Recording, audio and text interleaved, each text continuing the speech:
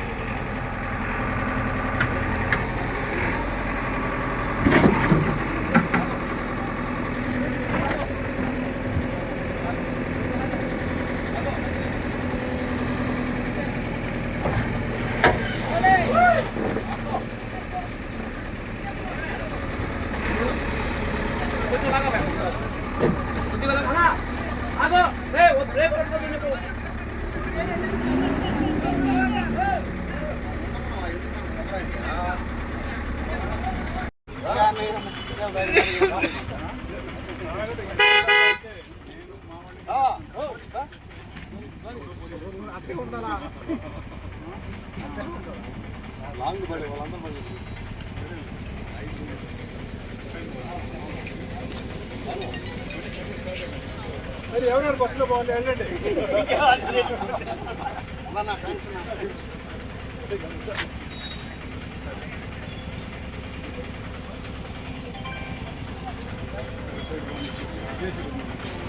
రావుతున్నా